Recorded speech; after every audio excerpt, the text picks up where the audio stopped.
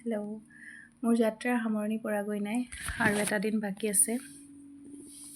তাৰ লগতে এটা কথা শ্বেয়াৰ কৰোঁ বুলি ভাবিলোঁ, সেইটো হৈছে জনা হোৱাৰ পৰা নজনা হোৱাৰ প্ৰক্ৰিয়া। মই ক্লাছ 6-7 মানত থাকোঁতে এটা বস্তু বা এটা কথা মই আৱিষ্কাৰ কৰিছিলোঁ আৰু সেই সময়ত মোৰ খুব ভাল লাগিছিলে যে মই এই বস্তুটো আৱিষ্কাৰ কৰিছোঁ বুলি।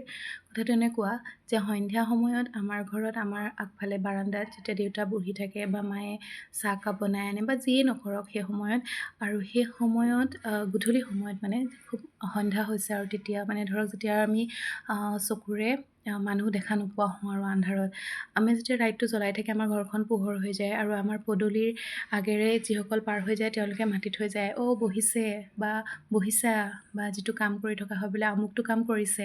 তেতিয়া মই খুব আচৰিত হওঁ যে সিহঁতে কেনেকৈ দেখে, কিন্তু পাৰ হৈ যোৱা পদূলিৰ আগেৰে পাৰ হৈ যোৱা মানুহকেইজনক কিন্তু আমি নেদেখোঁ। তেওঁলোকৰ মাতটো চিনি পাওঁ কাৰণে বা আমি চিনাকি হয় কাৰণে গম পাওঁ যে অমুক হয়, কিন্তু তেওঁলোকৰ চেহেৰাটো আমি নেদেখোঁ। এদিন মই নিজেই পদূলিলৈ গৈ পিনি ঘৰৰ ভিতৰলৈ চালোঁ, তেতিয়া দেখিলোঁ যে হয়, ঘৰৰ ভিতৰখন একদম স্পষ্টকৈ জিলিকি থাকে। কিন্তু দিনত সম্পূৰ্ণ ওলোটা। দিনত কি হয়, আমি ৰুমৰ ভিতৰৰ পৰা খিৰিকীৰে বাহিৰেৰে কোন গৈ আছে সকলো দেখি থাকোঁ, কিন্তু সেই ব্যক্তিজনে বাহিৰৰ পৰা কিন্তু খিৰিকীৰ ভিতৰত কোন আছে বা আমাৰ ৰুমটোৰ ভিতৰত কোন আছে নেদেখে। তাৰপিছত মোৰ কথাটো এনেধৰণে ষ্ট্ৰাইক কৰিলে যে যদি পোহৰক আমি জ্ঞান বুলি ধৰোঁ আৰু এন্ধাৰক যদি আমি মানে অজ্ঞানতা বুলি ভাবোঁ, তেনেহ'লে কথাটো এনেকুৱা হয় যেতিয়া আমি এন্ধাৰত থাকোঁ তেতিয়া আমাৰ পোহৰত কি হৈ আছে সেইটো বস্তু আমাৰ স্পষ্টকৈ আমি দেখি থাকোঁ আৰু সেইটো আমাৰ জানিবলৈ ইচ্ছা হয় আৰু আমি পোহৰৰ দিশে আগুৱাওঁ। কিন্তু যেতিয়া আমি পোহৰত থাকোঁ তেতিয়া আমি আৰু পুনৰ আন্ধাৰলৈ ঘূৰি যাব নোৱাৰোঁ বা আন্ধাৰত কি হৈ আছে আমি নেদেখোঁ। অৰ্থাৎ জনা হোৱাৰ পাছত নজনা হৈ যোৱাটো সম্ভৱ নহয়। আৰু সেই কথাটো আৱিষ্কাৰ কৰি সেই সময়ত মই খুব মানে আনন্দিত হৈছিলোঁ। তাৰপিছত মই 2-এবাৰ এই কথাটো কৈছোঁ, কিন্তু এই কথাটো অন্য কোনোবাই এনেধৰণে আৱিষ্কাৰ কৰিছে মই নাজানো বা মই ক'তো পঢ়িবলৈ পোৱা নাই, সেইটো কিন্তু সম্পূৰ্ণৰূপে মই নিজেই মানে সেইটো মই অনুভৱ কৰিছিলোঁ। আৰু সেইটো হয়ও যে কোনো এটা কথা জনা হোৱাৰ পিছত তুমি নজনা হৈ যাব নোৱাৰা, কিন্তু তাৰপিছতো আমাৰ মানুহৰ মাজত যেতিয়া আমাৰ প্ৰায়ৰিটিৰ কথা আহে, অগ্ৰাধিকাৰৰ কথা আহে, বস্তুৰ ক্ষেত্ৰত তেনেই সহজ। বস্তু এটা আমি কি ভাল লাগে কি বেয়া লাগে আমি খুব ধুনীয়াকৈ ডিচাইড কৰিব পাৰোঁ, সিদ্ধান্ত ল'ব পাৰোঁ। কিন্তু ব্যক্তি এজনৰ ক্ষেত্ৰত বা এটা সম্পৰ্কৰ ক্ষেত্ৰত বা কোনো এটা কথাৰ ক্ষেত্ৰত যেতিয়া তুমি গম পোৱা যে সন্মুখৰজনৰ কাৰণে তুমি অগ্ৰাধিকাৰ নহয় বা তুমি এটা মাত্ৰ ফুচুলনি, তুমি প্ৰায়ৰিটি নহয়, তেতিয়া আমি আহত হওঁ। এতিয়া আহত হ'লে আমি কি কৰিব লাগে? সেই নেদেখা হৈ যোৱা বা নুশুনা হৈ যোৱা বা ক'ব নোৱাৰা হৈ থাকিলে ভাল, সম্পৰ্ক এটা বৰ্তি থাকে, কিন্তু তাত এটা পক্ষ জানো শান্তিৰে থাকিব পাৰে বা সুখেৰে থাকিব পাৰে। এই শান্তি আৰু সুখৰ সংজ্ঞাটো সম্পূৰ্ণ বেলেগ, এইটোৰ ভিতৰত বাৰু মই নাযাওঁ। এতিয়া এই জনা হোৱাৰ বা নজনা হোৱাৰ এই গোটেই প্ৰক্ৰিয়াটোত জীৱনটোত যি থাকিবৰ বাবে বহুত কথাই জৰুৰী।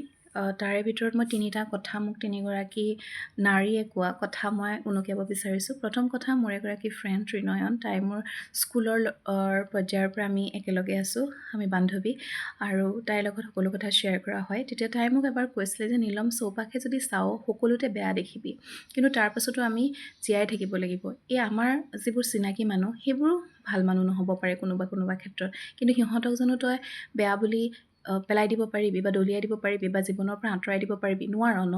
আমি তেনেকৈয়ে বেয়াবোৰ ইগনোৰ কৰি থাকিব লাগিব। দ্বিতীয়টো কথা, মোৰ এগৰাকী ফ্ৰেণ্ডে আছিল, এতিয়া আমি সম্পৰ্কত নাই বা আমি এতিয়া যোগাযোগত নাই, বিদিশা, তাই খুব চোকা ছোৱালী।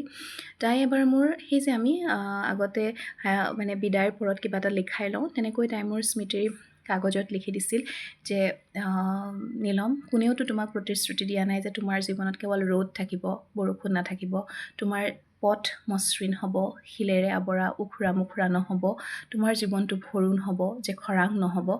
আৰু সেই কথাকেইটাই খুব মানে মই যেতিয়া পঢ়িছিলোঁ খুব মোক চুই গৈছিল। হয়তো মোকতো কোনেও প্ৰতিশ্ৰুতি দিয়া নাই।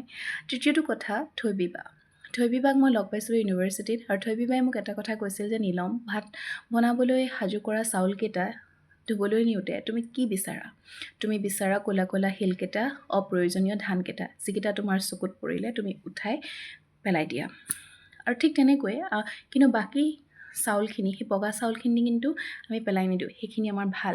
তুমি যদি চোৱা আমাৰ চৌপাশটো বা সমাজখন তেনেকৈ বহুত ভাল মানুহে ভৰি আছে। দুই এটা ক'লা ক'লা বেয়া কথা বা বেয়া ঘটনা আছে যিকেইটাক তুমি দলিয়াই দিব লাগে। এই তিনিটা কথা কিন্তু এটাই, আৰু যিটো কথাই মানুহক মানে সুখী হ'বলৈ, কাৰণ যিহেতু আমাৰ আল্টিমেটলি এটাই আমাৰ মানে কি ক'ম গ'ল, সেইটোৱে হৈছে যে আমি সুখী হৈ থাকিব লাগে। কিন্তু তাৰ মাজতো আমাৰ মাজত কি আহিব পাৰে, উখুৰা মুখুৰা পথ আমি পাব পাৰোঁ, ঘটনা পৰিঘটনাৰ আমি সন্মুখীন হ'ব পাৰোঁ, আৰু জনা হোৱাৰ পিছত নজনা হোৱাটো খুব কষ্টকৰ। তথাপিও আমি চেষ্টা কৰিব লাগে। চকুটো এনেকৈ ঘূৰাই দিব লাগে চাগে, মুখখন বন্ধ কৰিব লাগে। আৰু এতিয়াতো প্ৰায় মুখখন বন্ধ হৈয়ে গৈছে মানুহৰ, চকুকেইটা দেখি আছোঁ যদিও চকুকেইটাও বন্ধ কৰাৰ পৰ্যায় আহি পৰিছে, সম্পৰ্ক এটা ভালে ৰাখিবৰ বাবে, শান্তি বৰ্তাই ৰাখিবৰ বাবে। বাকী আপোনালোকে কি কয়? বাই বাই, জনাব।